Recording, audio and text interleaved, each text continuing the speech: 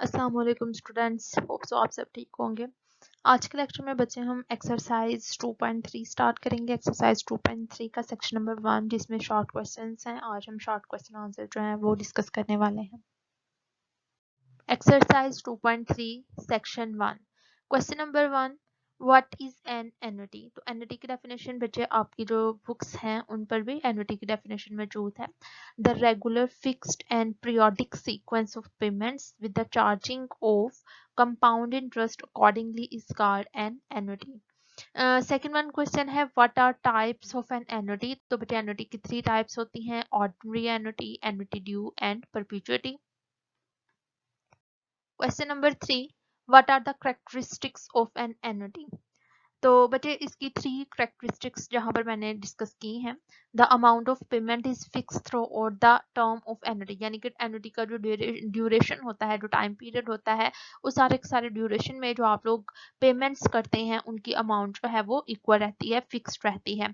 The interval of the time between two consecutive payment of an annuity is usually constant, और जो दो consecutive payments होते हैं उनके दरमियान जो इंटरवल होता है, जो टाइम पीरियड होता है, वो भी मोस्टली बच्चे जो है वो फिक्स्ड ही होता है। जैसे कि एनुअली बेसिस के ऊपर आप लोग पेमेंट कर रहे होते हैं, सेमी एनुअली, क्वार्टरली, तो वो ड्यूरेशन, जो टाइम पीरियड है, जो इंटरवल है, वो फिक्स्ड रहता है आपका। जो थर्ड वन पॉइंट है वो है growth rate of money remains constant through और द टर्म ऑफ एन्युटी, ठीक है। और जहाँ पर जो ग्रोथ रेट होगा, यानी कि जिसे हम इंटरेस्ट रेट कहेंगे, वो भी आप लोगों का एन्युटी का जो ड्यूरेशन है उस ड्यूरेशन में ऑलमोस्ट फिक्स्ड ही रहता है। नेक्स्ट क्वेश्चन है बच्चे what is meant by the term. यहाँ पर बच्चे अब आप लोगों को 2 टर्म्स गिवन है, उन दोनों टर्म्स को आपने डिफाइन करना है। फर्स्ट वन जो टर्म गिवन है वो है सम और अमाउंट ऑफ एन्युटी, जो है वो क्या है उसको आपने डिफाइन करना है। और सेकंड वन जो टर्म है वो है प्रेजेंट वैल्यू ऑफ एन्युटी।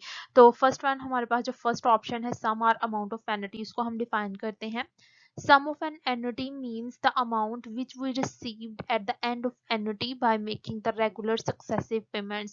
ठीक हो गया। तो बच्चे जब भी आप लोग जो है वो एन्युटी में रेगुलर पेमेंट्स करते हैं, तो पेमेंट्स रेगुलरली जब आप करते जाते हैं तो जिस ड्यूरेशन तक जितना भी आप लोगों का टोटल ड्यूरेशन था, उस ड्यूरेशन के ख़त्म होने के बाद एट द एंड आप लोगों को जो अमाउंट मिलती है, इसको आप लोग जो है वो amount of annuity or sum of an annuity का नेम देते हैं। सेकंड वन जो पॉइंट है वो है present value of an annuity. तो प्रेजेंट वैल्यू ऑफ एन्युटी को अब हम डिफाइन करते हैं। Present value of an annuity is the lump sum amount taken at the beginning of annuity and returned in the future. The actual amount and its interest on the outstanding balance in the form of an annuity। ठीक हो गया। तो यहाँ पर बच्चे सम और amount of annuity आप लोगों ने एट द एंड, ठीक है। और जो प्रेजेंट वैल्यू ऑफ एन्युटी है उसमें हम लोग जो है वो स्टार्टिंग के ऊपर, बिगिनिंग के ऊपर एन्युटी की जो अमाउंट है वो कैलकुलेट कर रहे होते हैं, ठीक है। तो यहाँ पर जो है वो दोनों टर्म्स को हम डिफाइन कर चुके हैं। अब हम मूव करते हैं नेक्स्ट क्वेश्चन की तरफ। नेक्स्ट वन क्वेश्चन है डिफाइन परपेचुइटी।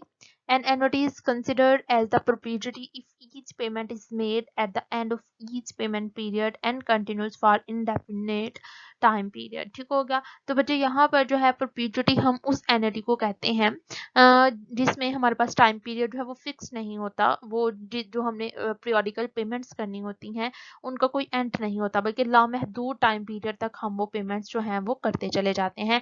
इस किस्म की एन्युटी में जिसमें आप लोगों का टाइम पीरियड जो है वो फिक्स नहीं होता कि किस ड्यूरेशन तक, कितने अरसे तक आप लोगों ने जो है वो पेमेंट्स करनी है, तो इस किस्म की एन्युटी को फिर हम परपेचुइटी का नेम देते हैं। नेक्स्ट वन क्वेश्चन है define ordinary annuity. An annuity is considered as to be ordinary annuity if every payment is made at the end of each payment period and continues for definite period. This annuity is called ending mode annuity। तो बच्चे कोई भी ऐसी annuity जिसमें आप लोग जो है वो हर जितने भी पेमेंट्स कर रहे हैं, एवरी पेमेंट जो आप करेंगे वो आप लोग जो है वो eight the end of each payment period जो है वो करेंगे, ठीक है। यानी कि जैसे ही वो पेमेंट पीरियड एंड होगा तो एंड पर आप लोग जो है वो पेमेंट करेंगे जो आप लोगों ने पीरियोडिकल पेमेंट्स करनी होती हैं। और ये जो है वो स्पेसिफिक टाइम पीरियड के लिए जो है एन्युटी ये कंटिन्यू रहती है।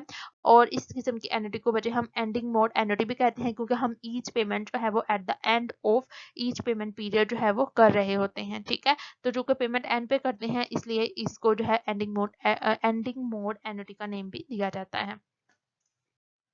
Define annuity due. An annuity is considered as to be annuity due if every payment is made at the beginning of each payment period and continues for definite period. This annuity is also called beginning mode annuity. तो बच्चे कोई भी ऐसी annuity जिसमें हम जितनी भी payments कर रहे हैं वो हम बजाय इसके कि पेमेंट पीरियड के एंड के ऊपर पेमेंट करें, बल्कि हम लोग जो है वो पेमेंट पीरियड के स्टार्टिंग के ऊपर ही, बिगिनिंग पर ही जो है वो पेमेंट कर देते हैं। और ये जो एन्युटी है ये भी जो है वो डेफिनेट टाइम पीरियड के लिए जो है वो कंटिन्यू रहती है, इसलिए इस किस्म की एन्युटी को हम लोग जो है वो एन्युटी ड्यू का नेम देते हैं और इसको हम लोग जो है वो बिगिनिंग मोड एन्युटी भी कह सकते हैं, क्योंकि हर पेमेंट जो हम कर रहे हैं वो ईच पेमेंट पीरियड के स्टार्टिंग पे ही हम लोग जो है वो पेमेंट कर देते हैं। नेक्स्ट वन क्वेश्चन है what is amount or maturity value. The lump sum amount to be received at the end of annuity which includes the actual payment and interest is called the amount or sum of annuity. तो बेटे जो हमारे पास total amount होती है जो हम starting के ऊपर पे कर रहे होते हैं वो और उसके ऊपर हमें जो इंटरेस्ट मिल रहा होता है वो दोनों मिलाकर जो हमारे पास टोटल अमाउंट बनती है उस अमाउंट को हम लोग जो है वो अमाउंट या फिर मेच्योरिटी वैल्यू ऑफ एन्युटी का नेम देते हैं। नेक्स्ट क्वेश्चन है differentiate between the ordinary annuity and annuity due. तो बेटे हम लोगों ने जो है वो वन बाय वन ये सारी की सारी डेफिनेशंस डिस्कस कर ली हैं। ऑर्डिनरी एन्युटी को भी हमने डिफाइन किया है, एन्युटी ड्यू को भी हम डिफाइन कर चुके हैं। अब दोनों में डिफरेंस क्या है, जब मैंने डेफिनेशंस आप लोगों के साथ शेयर की तो मैंने आपको बताया कि ऑर्डिनरी एन्युटी में हर जो पेमेंट आप करते हैं वो जो है वो पेमेंट पीरियड के एंड पे कर रहे हैं, लेकिन एन्युटी ड्यू में ऐसा नहीं होता। एन्युटी ड्यू में हम लोग जो भी पेमेंट कर रहे होते हैं वो पेमेंट पीरियड के बिगिनिंग के ऊपर ही जो है वो पेमेंट कर देते हैं और यही इन दोनों में जो है वो बेसिक डिफरेंस है। In ordinary annuity every payment is made at the end of each payment period, whereas in annuity due every payment is made at the beginning of each payment period. Differentiate between ordinary annuity and perpetuity. तो अब बचे ordinary annuity और परपीचुअटी में जो है वो difference आपने बताना है। तो ऑर्डिनरी एन्युटी की भी डेफिनेशन बच्चे हम पहले कर चुके हैं और परपीचुअटी को भी हम पहले डिफाइन कर चुके हैं। ऑर्डिनरी एन्युटी में बच्चे हर जो पेमेंट आप करते हैं पेमेंट पीरियड के एंड के ऊपर जो है वो पेमेंट करते हैं और इसमें जो जितने भी आप लोग पेमेंट्स करेंगे वो डेफिनेट टाइम पीरियड के लिए करेंगे, लेकिन इन केस ऑफ परपीचुअटी बच्चे आप लोग जितने भी पेमेंट्स करेंगे वो इनडेफिनेट या फिर अनस्पेसिफिक जो है वो नंबर ऑफ पेमेंट्स आप लोग कर रहे होते हैं और यही इन दोनों में जो है वो बेसिक डिफरेंस है।